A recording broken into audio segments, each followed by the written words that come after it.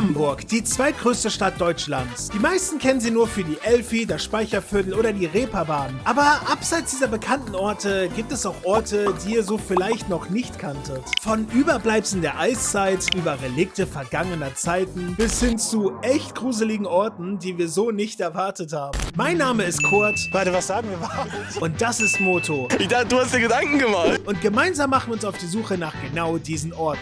Unser erster Stopp, die Nostalgie-Tankstelle. Schon von außen wirkt sie wie eine kleine Zeitreise. Und wenn man hier sein Auto zum TÜV bringt, wartet man nicht irgendwo, sondern in einem Raum, der wie ein amerikanisches Diner eingerichtet ist. Doch das eigentliche Highlight sind die Oldtimer-Treffen, die hier regelmäßig auf dem Parkplatz stattfinden. Wir haben uns reingesetzt, auch etwas gekauft und gehofft, euch diesen Ort etwas genauer zeigen zu können. Aber leider konnten wir drinnen nicht filmen oder irgendjemanden vor die Kamera bekommen. Der Chef ist heute anscheinend nicht so gut gelaunt. Erinnert mich daran, das nächste Mal lieber vorher anzurufen. Immerhin war der nächste Ort nicht von Chefs oder Inhabern abhängig, denn am Elbstrand befindet sich der alte Schweder, der älteste Bürger der Stadt Hamburg. Es ist halt ein Stein. Zugegeben ein echt großer. 1999 wurde er am Flussbett der Elbe bei Bauarbeiten geborgen und liegt seitdem als Naturdenkmal am Strand herum. Und ja, natürlich gab es Vandalismus. So wurde der gesamte Stein mal von Unbekannten komplett gold angemalt und während eines Stadtderbys in den Farben von St. Pauli, was danach natürlich für noch mehr Vandalismus gesorgt hat. Der aus der Eiszeit stammende Stein ist zwar wirklich beeindruckend und fällt auf, aber Ist halt immer noch ein Stein. als nächstes wollten wir euch eigentlich den Bojenmann zeigen, einer Boje, auf der eine Figur befestigt ist. Wir sind ewig bei schlechtem Wetter an diesem Strandabschnitt herumgelaufen, wo er laut Google sein soll und haben ihn einfach nicht gefunden.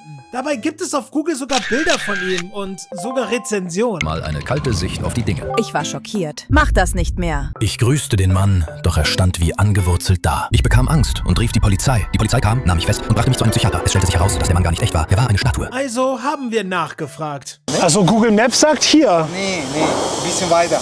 in die Richtung. Ja, ist ein bisschen weit. Ja, hatten wir jetzt nicht so Bock drauf. Der nächste Ort ist etwas außergewöhnlich. Es führt uns auf die Reeperbahn, genau genommen zur großen Freiheit. Zwischen all den Bars, Stripclubs und Konzerthallen liegt unser Ziel aber an einem Ort, der sich von seiner Umgebung deutlich unterscheidet.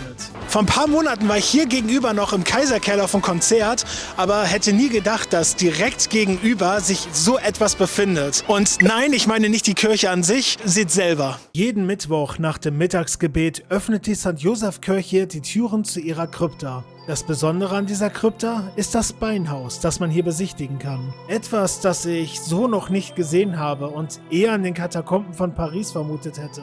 Hinter dieser Glasscheibe liegen die Gebeine von ca. 350 Menschen, die im 19. Jahrhundert unter der Kirche bestattet wurden. Ursprünglich waren sie alle in Särgen bestattet worden. Im Zweiten Weltkrieg wurden sie allerdings durch einen Bombentreffer beschädigt. Nach dem Krieg wurden die Überreste in das Gewölbe eingemauert, bis sie irgendwann wiederentdeckt wurden und in diesem Andachtsraum ihren letzten Ruheort gefunden haben.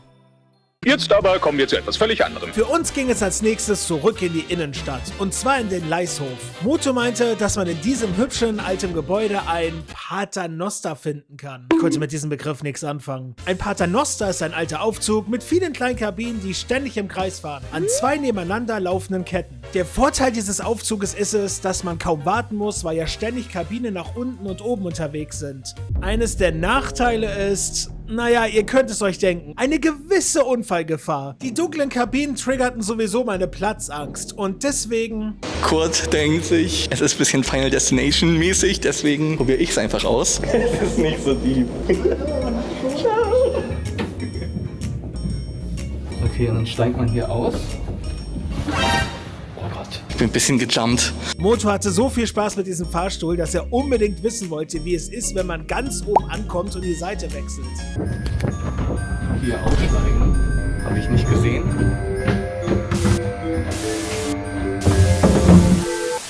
War total unspektakulär, er ist halt einmal rumgegangen, mehr war das nicht. Okay.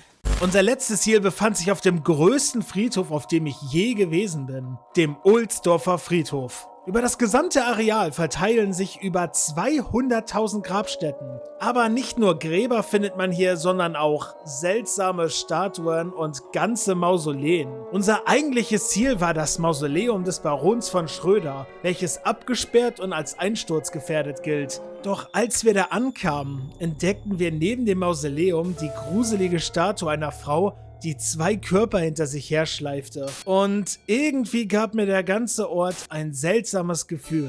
Diese Figur da drüben, ich habe keine Ahnung, was die aussagen soll, die ist mega spooky.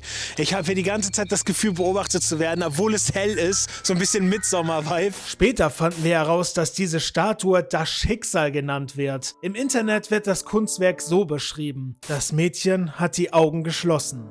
Zeichen, dass es den Kampf bereits aufgegeben hat. Der Jüngling versucht noch mit letzter Kraft, sich am Boden festzukrallen. Doch auch er wird seinem Schicksal nicht entgehen können.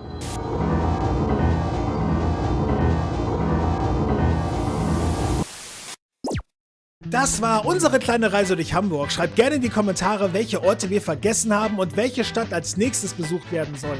Wenn euch das Video gefallen hat, lasst gerne ein Like und ein Abo da, schaut bei Motu vorbei und seid nächstes Mal dabei, wenn es wieder heißt Kurt Again. Okay, tschüss.